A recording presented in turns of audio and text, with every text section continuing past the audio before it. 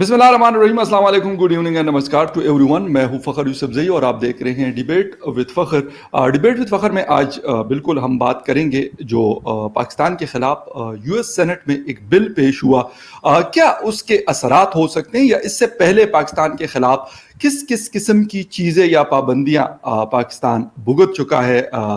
वो 90s की अगर हम बात करते हैं, 2001 से पहले की अगर हम बात करते हैं, क्या क्या चीज़ें हुई और उसके बाद क्या इस किस्म की चीज़ें पाकिस्तान ने फेस की है। लेकिन इस वक्त की सिचुएशन में और उस वक्त की सिचुएशन में फ़र्क क्या था, इन चीज़ों के ऊपर बात करेंगे। दो मोअज़्ज़ज़ मेहमानों ने भी मुझे ज्वाइन किया, उनको भी आपके सामने इंट्रोड्यूस करूंगा। लेकिन उससे पहले जिन लोगों ने मेरे चैनल को सब्सक्राइब नहीं किया, उनसे कहूंगा कि चैनल को बिल्कुल सब्सक्राइब करना ना भूलिएगा।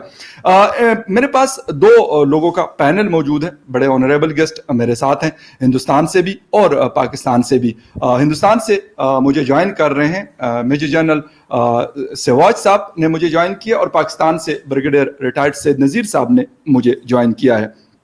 पाकिस्तान के बिल के हवाले से बात हो रही है तो स्टार्ट ब्रिगेडियर साहब से लूंगा, उसके बाद जो जनरल साहब हैं उनसे पूछूंगा कि वो क्या मतलब नजर रख रहे हैं इस हवाले से और क्या किस तरीके से देख रहे हैं कि हमारी क्या ऐसी गलतियां थी। ब्रिगेडियर साहब, ये वाला बिल, इससे पहले भी हम बहुत सारी चीजें भुगत चुके हैं, लेकिन शायद उस वक्त हमारी सिचुएशन ऐसी नहीं थी जो इस वक्त है। उस वक्त हमारे साथ अगर अमेरिका ना भी खड़ा होता तो हमारे साथ अरब ममालिक बड़े मजबूती के साथ खड़े थे, चाइना बहुत अच्छे से खड़ा था। लेकिन आज जब मैं देख रहा हूं तो हमारी डिप्लोमेसी या हमारी फॉरेन जो पॉलिसी है वो मुझे वीक नजर आ रही है। सर, आप किस तरीके से देख रहे हैं इन चीजों को कि ये जो बिल पेश हुआ है, क्या नुकसान हो सकता है पाकिस्तान को इस हवाले से?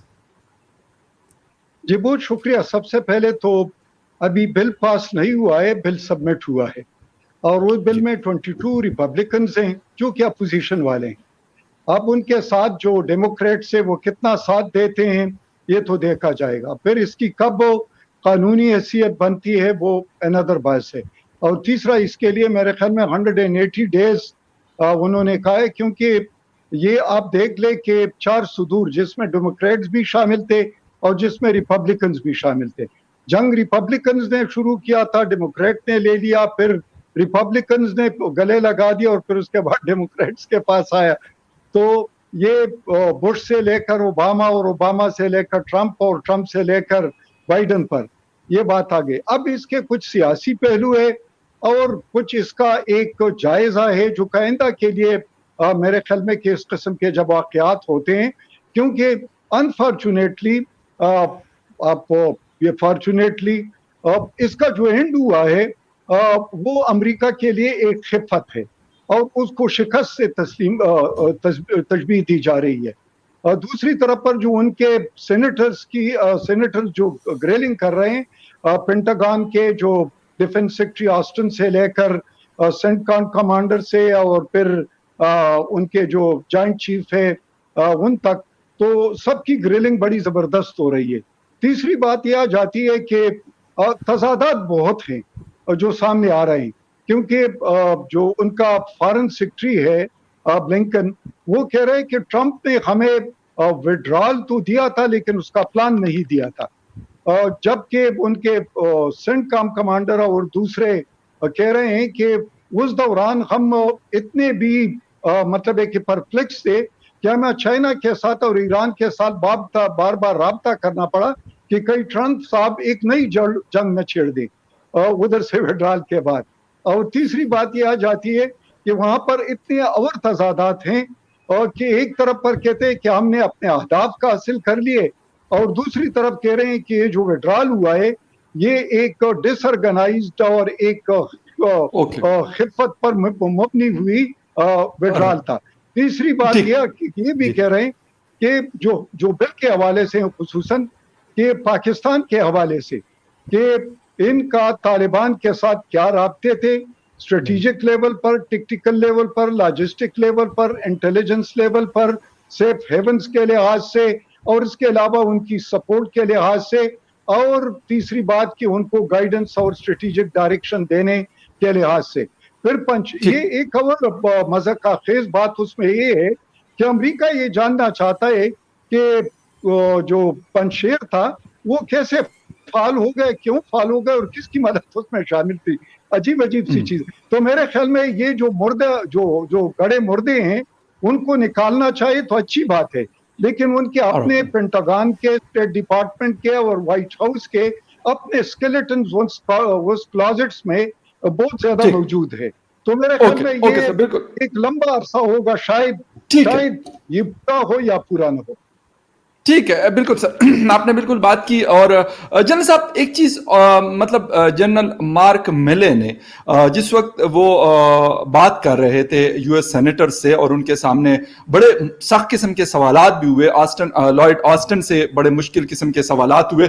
मेरे ख्याल में हम लोग शायद ये रीजन जिसमें हम रहते हैं, हम लोग इस तरह की चीज़ों के आदी नहीं हैं। और उन्होंने बड़ा क्लियरली कहा कि हाँ, हमें एक नुकसान हुआ, हमें लॉस हुआ, और हमें इस तरीके से नहीं निकलना था जिस तरीके से हम निकले हैं। उसके बावजूद ऐसी चीज करना, पाकिस्तान को प्रेशराइज करना, क्या रीजंस आपको नजर आते हैं? अगर मैं आपसे एज ए डिफेंस एनालिस्ट पूछूं तो आपको क्या नजर आ रहा है कि पाकिस्तान कहां पे लैग कर रहा है, या कहां कहां पे ऐसे मिस्टेक्स हैं जिसकी वजह से ये मसाइल फेस कर रहा है पाकिस्तान? हाँ बिल्कुल, देखो फ़खर, पहली बात तो इसमें कोई दो राय नहीं कि जिस प्रकार से अमेरिका अफगानिस्तान से निकला वो एक शर्मनाक था और एक वैक्यूम क्रिएट कर दी। वो विड्रॉल तो था ही नहीं, वो अबेंडमेंट था।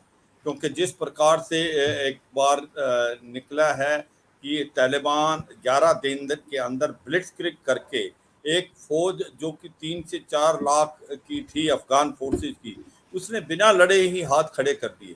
और 50 से 60 हज़ार के करीब जो तालिबान के थे, उन्होंने बिना लड़े ही जीत प्राप्त कर ली। तो कहीं ना कहीं ये तो बहुत बड़ा क्वेश्चन मार्क है, और इसके अंदर खामियां बहुत हैं। सबसे पहले तो ये है कि सबसे पहले खामी अमेरिका ने क्या की कि उसने बारगान का जो एयरफील्ड था उसको जल्दी वकेट कर दिया, जो कि जहां से एयर सपोर्ट दी जाती थी, अमेरिकन के जहाज देते थे अफगान फोर्सेस को, वो बंद होगी। उनके जो कॉन्ट्रैक्टर थे, जो सप्लाई लाइन थी अफगान फोर्सेस की, वो भी खत्म होगी। तो सबसे पहले तो ये हुआ कि जो उनको सपोर्ट सिस्टम था अफगान फोर्सेस को, कट गया। और उसके बाद वो अब बिल्कुल डार्कनेस होगी, ना उनको कोई लीडरशिप मिली। और ऐसा भी है कि कहीं ना कहीं जो उनके टॉप मिलिट्री लीडर थे, जनरल साहब वगैरह, और पॉलिटिकल लीडरशिप, उनको भी करप्ट कर दिया गया। उसके अंदर आईएसआई का भी हाथ होने का अंदेशा है, इसमें कोई शक। अब जब बात आती है, अमेरिका बार बार ये कह रहा है कि जिस प्रकार से ये हार हुई है तालिबान के हाथों अफगान फोर्सेस की, इसमें पाकिस्तान की आर्मी और आईएसआई का बहुत बड़ा रोल है। वो ये कह रहे हैं कि जो ऑपरेशन हुए हैं तालिबान के, वो क्वेटा और पेशावर से जो डायरेक्ट हुए हैं, और इसीलिए ये तालिबान जो है इतनी जल्दी जीत प्राप्त कर पाया। दूसरा, आईएसआई ने एक बड़ा नेगेटिव रोल प्ले किया है। उसने इनके जो लीडर थे, कमांडर थे, जनरल साहब थे, उनको भी एक प्रकार से करप्ट कर दिया था। जो अफगान फोर्सेस के जो मिडिल क्लास ऑफिसर और लोअर लेवल थे, वो लड़ना चाहते थे, मगर उनको लड़ने नहीं दिया। तो ये बात कहीं ना कहीं आई है। अब ये बार बार आ रहा है जो अमेरिका की सेनेट में, कि पाकिस्तान ने एक जो रोल प्ले किया है वो डबल क्रॉस किया अमेरिका को। जब 9/11 हुआ और अलकायदा और तालिबान को जैसा सोचते थे अमेरिकन, उन्होंने मार गिरा, ऐसा हुआ नहीं। क्योंकि तालिबान और अलकायदा अफगानिस्तान से अपनी बेस शिफ्ट करके पाकिस्तान में आ गया। क्योंकि अभी ओस्मा बिन लादेन देखो, आपको अबोताबाद से मिला था। उसके बाद हुआ कि तालिबान की जो हेडक्वार्टर पाकिस्तान में, उनके ट्रेनिंग एरिया पाकिस्तान में, उनका लॉजिस्टिक सप्लाई पाकिस्तान में। और ऐसा लगता है जो अमेरिका कह रहा है बार बार कि हमने इतना पैसा दिया पाकिस्तान को as a front line state कि वो हमारी मदद करेगा, मगर वो पैसा जो है वो जाता रहा तालिबान को। और तालिबान जो अमेरिका के साथ लड़ रहा था। तो कहीं ना कहीं अमेरिका को लगता है उनको पाकिस्तान ने डबल क्रॉस किया है, और अब वो फ्रंट लाइन स्टेट नहीं है। तो अब वो क्वेश्चन पूछ रहे हैं कि उसके अगर इसने हमको डबल क्रॉस किया है, तो क्यों नहीं पाकिस्तान के ऊपर एक्शन लिए जाएं। और कहीं ना कहीं ये जो अब बात कर रहे थे पंजशीर की, उसमें भी बात आई है। जिस प्रकार से पंजशीर नहीं गिरा था, और पंजशीर को गिराने के लिए पाकिस्तान की आर्मी और एयरफोर्स का इस्तेमाल किया गया। पाकिस्तान की एसएसजी जो ग्रुप मेजर जनरल जो हमीद थे, वो उनको वहां पर लेफ्टिनेंट जनरल। भेजा गया। आदिल हमीद साहब थे, उनको भेजा गया और पाकिस्तान की एयरफोर्स को इस्तेमाल किया गया। तो यह भी बातचीत आ रही है। तो ओवरऑल अभी उनको लग रहा है कि ठीक। पाकिस्तान ने एक बड़ा नेगेटिव रोल प्ले किया अफगानिस्तान में। यह सच्चाई है कि अमेरिका की जो काफी बेइज्जती हुई है, और आज की तारीख में ठीक। जो बाइडेन की एक प्रकार रेटिंग थी बहुत जी। डाउन आ गई थी जब वो वहां से निकल के गए हैं। तो ऐसे में अब जिस सही। प्रकार से ग्रिलिंग हो रही है, और उसमें ये नहीं है कि अमेरिकन की ग्रिलिंग हो रही है, उसके अंदर जो है उनके डिफेंस सेक्रेटरी हैं लॉयड ऑस्टिन, उसकी भी हुई है। मेजर जनरल जो एक जनरल मैकेंजी हैं जो सेंट्रल आर्मी कमांडर, उनकी भी हुई है।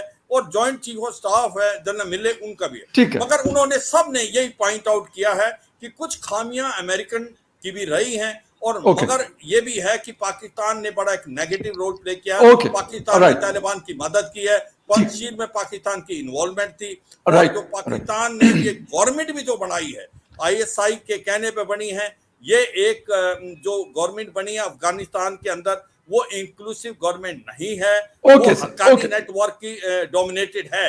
वो आगे जब क्वेश्चन पूछेंगे फिर बातचीत करेंगे। ओके ओके, बिल्कुल जनरल साहब इस पे आएंगे। लेकिन ब्रिगेडियर साहब, जिस तरीके से बात जनरल साहब ने की कि अमेरिका के ये वाली मतलब रिजर्वेशन है, हिंदुस्तान भी ये बात कर रहा है, अमेरिका में भी ये बात हुई है कि हमें ये धोखा दिया गया है। तो मुझे ये आप बता दें, क्योंकि आप खुद फोर्सेस को लीड कर चुके हैं, तो आपको अंदाजा होगा कि मेरा ये सवाल उठता है कि क्या पाकिस्तान की फौज इतनी ज्यादा ताकतवर है कि नाटो जैसे मतलब मजबूत फौज को या अमेरिका जैसे सुपर पावर को वो मतलब वो जिसे कहते हैं गिरा सकता है। ठीक है, किसी हद तक नुकसान पहुंचा सकते हैं, मैं ये मानता हूं, गुरीला वार या इस तरह की चीजों में हो सकता है, बट ये वाली चीज करना कि कितने बड़े पावर को। और फिर इसके साथ जनरल साहब ने जिस तरह पॉइंट रेज किया पंजशीर का, इत्तेफाक था कि मैं भी कुछ दिन पहले गया भी हूं वहां पर। उन्होंने कहा कि वहां पे आर्मी और पाकिस्तानी एयरफोर्स वहां पे हुआ, हालांकि उसके ऊपर एक स्टोरी फिर आई, मैं थोड़ा सा सवाल लंबा हो रहा है, लेकिन वो एक रामा वीडियो गेम है, बाकायदा BBC ने उसको कोट किया कि उसकी वीडियोस हमारे मतलब हिंदुस्तान के 3 बड़े टीवी चैनल्स ने दिखाई।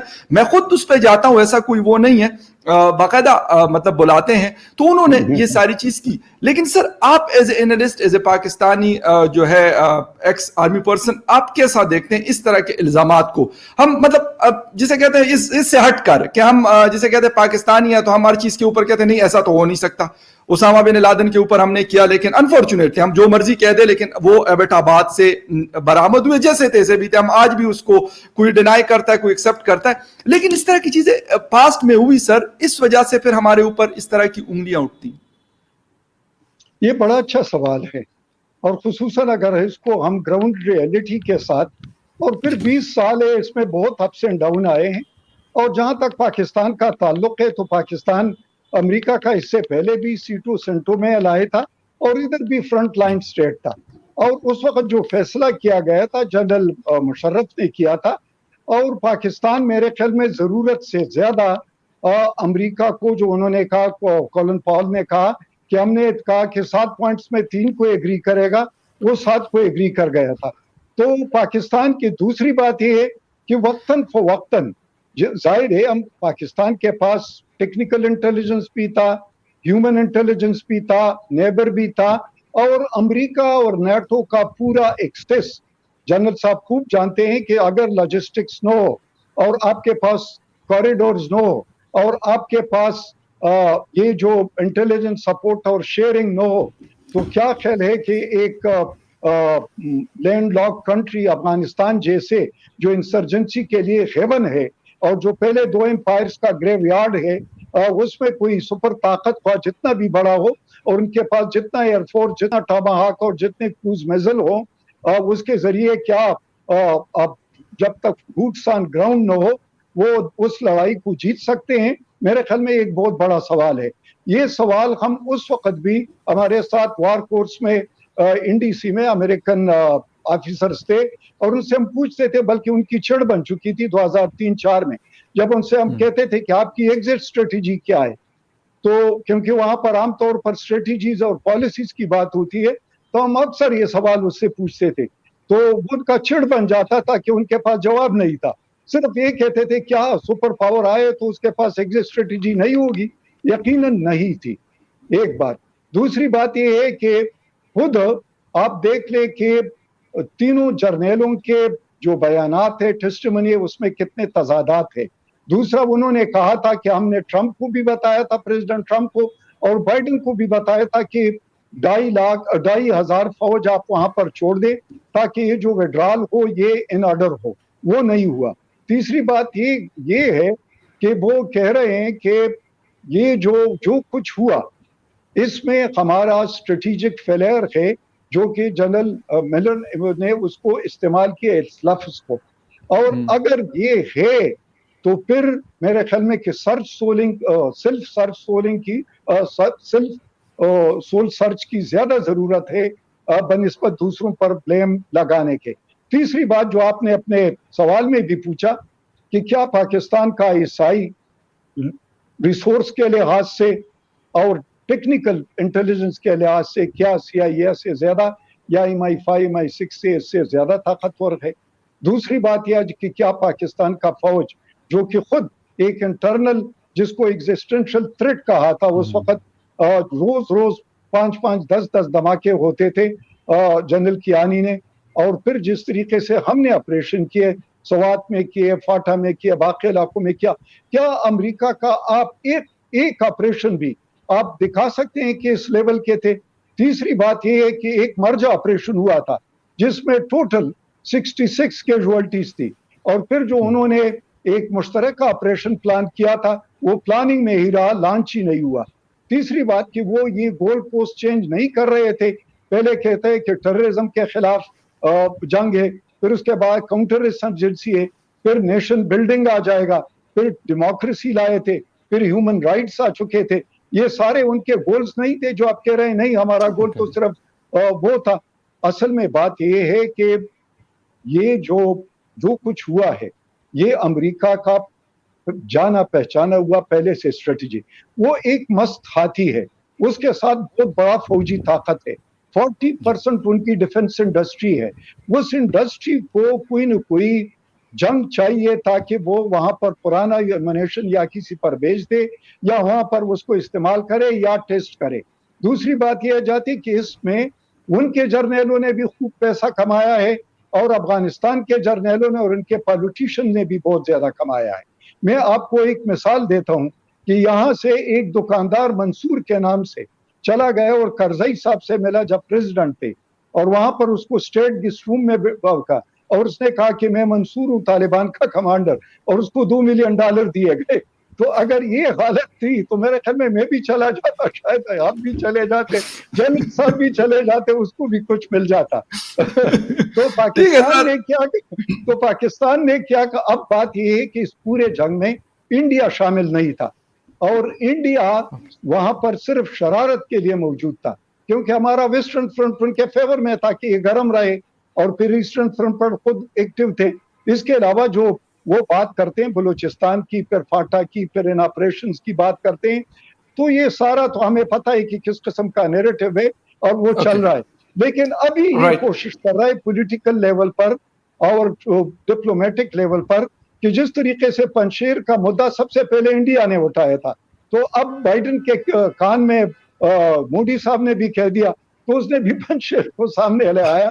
ठीक है, इनका थिंक टैंक्स वहां पर बहुत ज्यादा है, लेकिन मेरे ख्याल में हमने आखिरी बात इसमें ये कहना कि हमने ये सैंक्शन, ये दूरियां, ये नजदीकियां, ये फ्रेंडशिप, ये with us with them, friend और फो, ये बहुत कुछ देखा हुआ है और देख लेंगे, कोई बात नहीं। अब एक इंडिया ने ये मजा चखना है कि अमेरिका की दोस्ती किस तरह निभानी है। मैं बिल्कुल सर, मैं एग्जैक्ट उसी पॉइंट पे आ रहा हूँ। जनरल साहब, जिस तरीके से मतलब बात होती है कि हिंदुस्तान की हिस्ट्री नहीं रही इस तरह किसी को जगह देने की, जो उनकी फोर्सेस है या जो उनका अपना मतलब सिस्टम है उसके तहत वो चलता है, वो किसके साथ मतलब इस तरह की रिलेशनशिप में हिंदुस्तान कभी नहीं रहा, इसलिए अब वो एक हेजिटेशन का शिकार है। और कुछ लोग कह भी रहे हैं कि शायद हमारे सामने पाकिस्तान की मिसाल है कि पाकिस्तान को एक दफा नहीं 3-4 दफा चूना लग चुका है। वो कह रहे हैं कि पाकिस्तान ने चूना लगाया और पाकिस्तान कहते हैं कि नहीं, इन्होंने हमें चूना लगाया। लेकिन आम आवाम जो है, मैं अपने मतलब बात करता हूं as a layman citizen of Pakistan, हमें नुकसान बहुत हुआ। ठीक है, कुछ लोगों ने फायदा उठाया होगा, ऐसे नहीं हो सकता जिस तरह ब्रिगेडियर साहब कह रहे हैं कि वहां अफगान जर्नल्स ने और अफगान जो ब्यूरोक्रेसी के लोग थे उन्होंने फायदा उठाया, तो पाकिस्तान के भी बहुत सारे लोगों ने मिलियन क्या बिलियन ऑफ डॉलर्स उन्होंने भी कमाए, इसमें कोई शक नहीं, लेकिन आम आदमी को कोई फायदा नहीं हुआ। इस वक्त हिंदुस्तान क्वाड का हिस्सा है, ऑक्स बना है, क्या देख रहे हैं कि क्या हिंदुस्तान भी उसी डगर पे चल निकला है जो पाकिस्तान भुगत रहा है और भुगत चुका और शायद अभी मजीद भुगतना है, या हिंदुस्तान का जो मतलब हिंदुस्तान की जो स्ट्रेटेजी है that is totally different from Pakistan? हाँ बिल्कुल, देखो फकर, इससे पहले जो आपने क्वेश्चन पूछा इसका मैं बिल्कुल आंसर दूंगा। पहले मैं ये भी बताना चाहता हूँ जो हुआ है अफगानिस्तान के अंदर, उसमें ये सच हुआ है कि पाकिस्तान ने बहुत बड़ा रोल प्ले किया है तालिबान को जीतने के लिए। कम से कम इन्होंने 10,000 के करीब लश्कर तोबा और जैसे मोहम्मद जैसे टेररिस्ट भी भेजे हैं जो तालिबान के साथ कंधे से कंधा मिला के लड़े हैं अफगान फोर्सेस। और ये भी सच्चाई है कि ये मैं मानता हूं कि किसी तरीके से ये कह रहे हैं कि नाटो फोर्सेस को हरा दिया। अगर नाटो फोर्सेस अमेरिकन ट्रूप्स थे तो उनको नहीं हरा पाए। जब वो निकल गए, वो निकलने का तरीका ठीक नहीं था। अफगान की फोर्सेस को एक प्रकार से पूरी तरीके से ट्रेन नहीं किया, और दूसरा वो उनका जो सपोर्ट सिस्टम था वो एकदम निकाल लिया। ये जो तालमेल अफगान फोर्सेस और अमेरिकन के बीच में, वो एक बड़ा क्वेश्चन मार्क छोड़ दिया। दो फौजों के बीच में ऐसा तालमेल कभी भी नहीं होता कि आप एक फौज निकल जाए तो दूसरी क्रम्बल कर जाए। तीसरा जो इन्होंने अमेरिकन ने ये नहीं सोचा कि 60 से 80 बिलियन डॉलर के जो हथियार हैं वो तालिबान के पास रह गए हैं, और वो एक प्रकार इंस्टेबिलिटी पूरे इलाके में लाएंगे। वो टेररिस्ट ग्रुप के पास भी आ जाएंगे, वो गलत हाथ में जा सकते हैं। एक फौज के पास जाएं, अफगान की आर्मी के पास जाएं तो अलग बात है, अगर वो टेररिस्ट ग्रुप के पास चले जाते हैं तो वो है। अगर मैं आपको बताऊं जो 17,650 इन्होंने एक प्रिजनर छोड़े हैं, उसमें से 4,322 हैं तहरीके तालिबान पाकिस्तान के। तो पाकिस्तान को भी ये समझना चाहिए, ये जितने तहरीके तालिबान पाकिस्तान के आतंकवादियों को छोड़ा गया है, ये आने वाले समय में पाकिस्तान के लिए एक प्रॉब्लम डलेगा। और जिस प्रकार से ये बोल्ड हो रहे हैं, अभी इनके जो टेररिस्ट एक्टिविटी बहुत ज्यादा बढ़ेगी पाकिस्तान में, और तालिबान जो है अफगान, वो इन पे एक्शन नहीं लेंगे। वो उनका अभी भी बड़े अच्छे रिलेशन है तालिबान पाकिस्तान और अफगान तालिबान का। मुझे लगता है आने वाले समय में तालिबान और पाकिस्तान के बीच में भी ड्यूरेंट लाइन के कारण प्रॉब्लम आएगी। इसी प्रकार खैबर पख्तूनख्वा में जो पख्तून है वो नहीं मानते इस ड्यूरेंट लाइन को, और तहरीक तालिबान पाकिस्तान शरिया लॉ लाना चाहता जैसे अफगानिस्तान में है। क्या पाकिस्तान शरिया लॉ लाने के लिए तैयार है? और अगला मेरे को लगता है 15 से 20 लाख के करीब जो आपके एक प्रकार से शरणार्थी भी आ सकते हैं अफगानिस्तान से, अगर वहां इंस्टेबिलिटी बिल्ड हो जाती है। और लग रहा है कि इंस्टेबिलिटी बिल्ड रहेगी। जिस प्रकार से एक गवर्नमेंट बनाई है वो इंक्लूसिव नहीं है, उसको पाकिस्तान भी नहीं कहता कि इंक्लूसिव है। उसके अंदर कोई औरत नहीं है, हजारा कोई नहीं है, एक उसका ताजिक है और एक उज्बेक है, 2 ताजिक हैं। ऐसे में उसको कोई मान्यता नहीं देगा देश।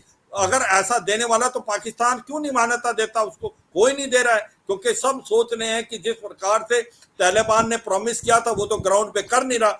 ऐसे में मुझे लगता है कि एक बड़ी सिविल वार जैसी सिचुएशन पैदा हो सकती है अफगानिस्तान में, और वो पूरे रीजन के लिए खराब है। अब जो क्वेश्चन पूछा था फकर आपने कि क्या भारत जो अभी आकुश जो जिस प्रकार से क्वाड का हिस्सा है और अभी आकुश आ गया है, कहीं वो अमेरिका की तरफ तो नहीं झुक रहा है? देखो भारत जो है वो स्ट्रेटेजिक ऑटोनॉमी के साथ चल रहा है।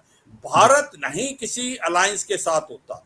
अगर आप क्वाड और आकुश में फर्क देखें, आकुश जो है एक मिलिट्री अलायंस है यूके का, यूएस और ऑस्ट्रेलिया का, जबकि क्वाड जो है वो एक कंस्ट्रक्टिव अलायंस है, वो कोई मिलिट्री अलायंस नहीं है। वो 4 एक वाइब्रेंट डेमोक्रेसी, एक लार्जेस्ट, एक ओल्डेस्ट और 2 जो डेमोक्रेसी बहुत वाइब्रेंट है, जापान और ऑस्ट्रेलिया, उनका समूह है। और उसके जो कारण है और उसका जो वजूद है वो है कि भाई किस प्रकार से इंडो पैसिफिक के अंदर आप एक प्रकार से कोविड के साथ लड़ना, फ्रीडम ऑफ नेविगेशन करना, उसके बाद रूल बेस्ड इंटरनेशनल ऑर्डर होना, मगर उसके अंदर फर्क बहुत है। वो मिलिट्री अलायंस नहीं है। भारत किसी भी मिलिट्री अलायंस का हिस्सा नहीं बनेगा।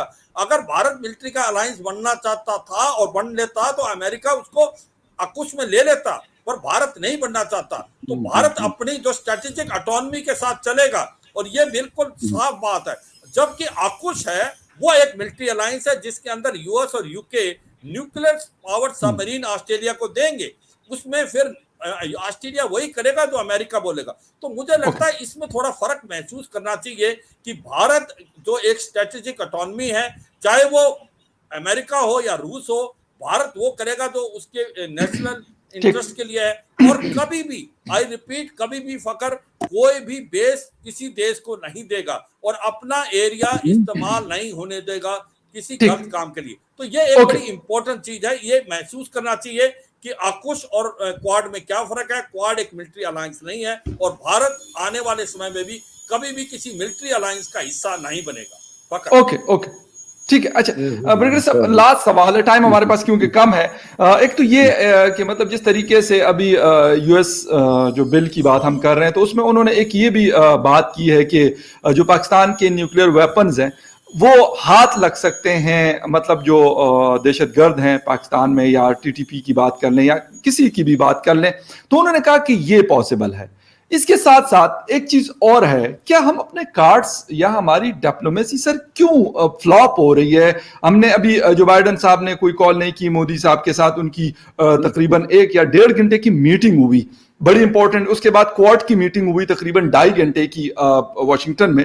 तो सर ये वाली चीजें क्यों हमारी हुकूमत है या हमारी इस्टेब्लिशमेंट है, क्या उनको नजर नहीं आ रही है? वो जान के इग्नोर करे कि यार कोई मसला नहीं, चलता रहता है, कोई प्रॉब्लम नहीं है, होने दो। क्या आपके जहन में क्या है इस हवाले से? इसका तो मेरे ख्याल में सिंपल जवाब ये कि इस दौरान यूरोप के, इसके अलावा बाकी दुनिया के इंक्लूडिंग अमेरिका के कितने टॉप पॉलिटिकल, डिप्लोमेटिक और मिलिट्री लीडरशिप इंडिया गई हुई है और पाकिस्तान आई हुई है। एक काल की बात छोड़ दो, बाकी पाकिस्तान के साथ कितनी कंसल्टेशन ये जब से तालिबान ने टेक ओवर किया ये हुए, बहुत ज्यादा, यूरोप के भी, नेटो के भी, और इसके अलावा अमेरिका के भी, ऑस्ट्रेलिया के भी, जापान के भी, और सबके। तो मैं इधर वो डिप्लोमेटिक वाला सिलसिला। दूसरी बात यह आ जाती है कि पाकिस्तान से ये गाइडेंस, ये डायरेक्शंस क्यों उनके जो स्ट्रेटेजिक थिंकर्स है या इसके जो उनका डिप्लोमेटिक कोर है वो क्यों ला रहे हैं अफगानिस्तान के बारे में? जरूरी है कि पाकिस्तान ने एक किरदार अदा किया है फैसिलिटेटर का तालिबान और अमेरिका के दरमियान बातचीत के लिए और इंट्रा अफगान डायलॉग को फैसिलिटेट करने के लिए। अब पाकिस्तान का किरदार है बाकी दुनिया के साथ तालिबान को फैसिलिटेट कराना और दुनिया को तालिबान के साथ फैसिलिटेट कराना, ताकि वहां पर एक स्टेबल और एक पुरअमन और वो अफगानिस्तान बन जाए जो कि बाकी के लिए उसकी साइल या जो वहां पर जमानतें दी गई है वो उसको पूरा कर सके। क्योंकि उनको अगर आइसोलेट रखा जाता है, अगर उनको एंगेज नहीं किया जाता, तो डिसएंगेजमेंट से पहले जो खराबियां पैदा हुई थी वो एंगेजमेंट से वो पूरी हो गई, बातचीत और बाकायदा दोहा एग्रीमेंट होगा। अब बात यह आ जाती है कि ये जो पहले बात हो रही थी कि क्या पाकिस्तान और इंडिया तो अमेरिका ने अपने पत्ते खोल दिए हैं, उन्होंने उसको एक स्ट्रेटेजिक पार्टनर बना दिया है, और दूसरा उसको चाइना के खिलाफ एक बुल्क वर्क के तौर पर इस्तेमाल करना चाहते हैं। उसके लिए उनका सबसे पहले शुरुआत उनके साथ जो न्यूक्लियर एग्रीमेंट है और दूसरा बेका एग्रीमेंट है। जनरल साहब को मैं याद दिला दूं कि बेका एग्रीमेंट के मुताबिक आपने लॉजिस्टिक सपोर्ट, आप अपने आपके जो बेसिस हैं, आपके जो सी पोर्ट्स हैं वो अमेरिका के डिस्पोजल पर हैं, और उनके साथ जो रियल टाइम इंफॉर्मेशन है वार की वो उनके बेका में उनके डिस्पोजल पर है। और तीसरी बात यह कि आपकी जो जितनी भी शेयरिंग है information through the 5th generation वो सारा उनके पास है। तो अवर अलायंस क्या होता? हाँ, जहां तक कॉकस का ताल्लुक है तो इसमें इंडिया को ये खिफत उठानी पड़ी कि ये चाहते थे कि इनको न्यूक्लियर सबमरीन मिल जाए। वो न्यूक्लियर सबमरीन तकरीबन 76 के दरमियान है जो इंडिया अमेरिका के पास है, वो ऑस्ट्रेलिया या यूके के साथ उसको तो देना चाहते हैं, लेकिन इंडिया को ये टेक्नोलॉजी नहीं देना चाहते। तो यहाँ पर इसलिए उनको उस लेवल पर रखा गया और उसको बाकी ठीक। जो पर्पस है वो क्वाड हो वो अकाश हो, दोनों का तकरीबन चाइना न्यूक्लियर वेपन के ऊपर शॉर्ट कमेंट दे दें, उसके बाद जनरल साहब से फिर टेक लूंगा, वाइंड अप करेंगे। हाँ, ये जो मंत्रा है या ये जो नैरेटिव है, ये बहुत पहले भी हुआ है। लेकिन मैं आपको एक चीज याद दिला दूं कि हमारा जो इनरिच यूरेनियम है वो कभी भी बाजारों में और स्ट्रीट पर नहीं बिका है, जबकि इंडिया के स्ट्रीट्स और बाजारों में बिकता है और खुद इन्होंने रिकवर किया है। और दूसरा, इनके यहाँ जितने न्यूक्लियर के इंसिडेंट हुए हैं, हमारा एक हुआ है और इनके बड़े accident more than a dozen, और बाकी तो मेरे ख्याल में 300 से ज्यादा है। और चौथी बात, जहां तक प्रोलिफरेशन का ताल्लुक है, तो प्रोलिफरेशन ये इनको NSG का स्टेटस नहीं मिला हुआ है, लेकिन उसके बावजूद इसके लिए स्पेशल कंसेशन उन्होंने दिया है और उस कंसेशन के तहत ये प्रोलिफरेशन इंडिया कर रहा है, पाकिस्तान वो नहीं। और चौथा, पाकिस्तान का जो सेंटर ऑफ एक्सीलेंस है on the nuclear technology and nuclear safeguards, वो दुनिया का माना हुआ है और इंडिया से बहुत आगे है। तो मेरे ख्याल में कि इस लिहाज से वरी नहीं होना चाहिए। हमारे यहाँ जो जंग गुजरा है उसमें जो सबसे ज्यादा पाकिस्तान को नुकसान हुआ है, उस दौरान भी कहीं यहाँ पर पहुंचने की बात नहीं कर सके, जो कि खदशात बहुत थे। तो आप क्या कर सकते हैं? Okay sir. अच्छा जनरल साहब, आखिरी टेक आपसे लूंगा इसी पे जो ब्रिगेडियर साहब कह रहे हैं, उसके बाद वाइंड अप करेंगे, टाइम खत्म है हमारे पास। हाँ, देखो मैं बताऊंगा, फकत मैं 1 बाय 1 पॉइंटों को कंटेस्ट करता हूँ। देखो, पहली बात तो जो बताया कि पाकिस्तान के जो न्यूक्लियर हथियार बिल्कुल सेफ हैं, मैं बिल्कुल इससे सहमत नहीं करता हूँ। जो न्यूक्लियर वेपन आए हैं पाकिस्तान में, वो हिस्ट्री देखो, AQ खान कहाँ से लेके आया था, यूरोप से कुछ आए थे और कुछ चीन से जो टेक्नोलॉजी आई, और उसके बाद वो जो है नॉर्थ कोरिया को, ईरान को भी देते पकड़े गए। ये तो पाकिस्तान ने उनको जेल में डाला था। तो पाकिस्तान का जो न्यूक्लियर पावर का एक ट्रैक रिकॉर्ड बहुत पुअर है, और ये एक इंडिया नहीं बोल रहा कि न्यूक्लियर जो वेपन्स हैं ये पाकिस्तान के एक प्रकार से गलत हाथों में पड़ सकते हैं, ये पूरा वर्ल्ड बोल रहा है। और ये सच्चाई है कि आने वाले समय में हम तो ये बोल रहे हैं, पाकिस्तान को खुद देखना चाहिए उनको अंदर, ऐसा ना हो आने वाले टाइम में ये गलत हाथों में पड़ गए तो ये पूरे वर्ल्ड के लिए, एक पीस के लिए प्रॉब्लम हो सकती है। तो ये सच्चाई है कि जो न्यूक्लियर इंस्टॉलेशन है, न्यूक्लियर वेपन्स हैं, उनका टेररिस्ट के हाथों में पड़ना एक प्रकार से सच्चाई हो सकती है पाकिस्तान में, उनको ये सोचना चाहिए। दूसरी बात, जो बात आई थी, जो ब्रिगेडियर साहब बोल रहे थे कि भारत ने कोई अलायंस किया है अमेरिका के साथ, मैं उनको ये बताना चाहूंगा कि वो बेका ही नहीं, 4 फाउंडेशन एग्रीमेंट हमने साइन किए हैं, logistic exchange memorandum of agreement, COMCASA communication compatibility and security arrangement, और basic exchange and cooperation arrangement. मगर ये जो किए हैं, इनका ये मतलब नहीं है कि वो हमारे पास आके अपनी बेसिस बना सकते हैं। उससे यह है कि हम रियल टाइम इनपुट इंटेलिजेंस एक दूसरे की ले सकते हैं, और उसमें भारत को ज्यादा फायदा होगा, क्योंकि हमें रियल टाइम इंटेलिजेंस जो है चीन के बारे में और पाकिस्तान के बारे दोनों में मिलेगी। भारत को यकीन करें कि वो अपना जानता है कि अपना जो स्ट्रेटेजिक ऑटोनॉमी है उसको बरकरार करेगा, उसको कभी नहीं जाने देगा। अगर ऐसा होता तो आज से 75 साल हो गए इंडिपेंडेंस के, भारत किसी के साथ नहीं मिला है, और इसीलिए तो आकुश में नहीं आया। जिस प्रकार से ब्रिगेडियर साहब बताने की कोशिश कर रहे थे कि हमें न्यूक्लियर पावर्ड सबमरीन नहीं दे रहे, मैं कह रहा हूं न्यूक्लियर पावर्ड सबमरीन तो फ्रांस देने को तैयार है। ये नहीं है कि न्यूक्लियर पावर्ड सबमरीन नहीं मिलेगी, पर भारत जो है न्यूक्लियर पावर्ड सबमरीन लेके किसी मिलिट्री अलायंस में नहीं आना चाहता। तो इसलिए ये समझना पड़ेगा, भारत एक बड़ा स्टेबल देश है, भारत एक जो है सोच में करता। दूसरा मैं एक पॉइंट बताऊंगा, पाकिस्तान को झांक के देखना चाहिए। पाकिस्तान को आज ग्रे लिस्ट पे मनी लॉन्ड्रिंग और टेररिस्ट फंडिंग के लिए डाला हुआ है। ये भारत ने तो नहीं डाला, ये तो वर्ल्ड ने डाला है। और आज बातचीत हो रही है इनको ग्रे से ब्लैक लिस्ट में किया जाए, क्योंकि इनका ट्रैक रिकॉर्ड बहुत खराब है, कि इसको पाकिस्तान को अब टेररिस्ट स्टेट डिक्लेयर कर दिया जाए और इसको नॉन नेटो अलाई जो है उससे निकाला जाए। तो ये डिमांड एक पूरे वर्ल्ड की है, ये भारत की नहीं। और जो एक बात है कि प्रधानमंत्री हैं जो इमरान खान, देखो जो बाइडेन ने कम से कम 55 देशों के जो हैं प्राइम मिनिस्टर या हेड ऑफ स्टेट से बात की है, उन्होंने इमरान खान से बात नहीं की। आप कहोगे कि क्या हो गया नहीं बात की, after all front line state बोल रहे हो आप अपने आप को। आपने बहुत कहते हो कि तालिबान और अमेरिकन ट्रुप्स के बीच में बातचीत करा के आपने दोहा का पैकेज करा। ठीक है। अगर ऐसा था तो क्यों नहीं उसने एक बार भी बात नहीं की।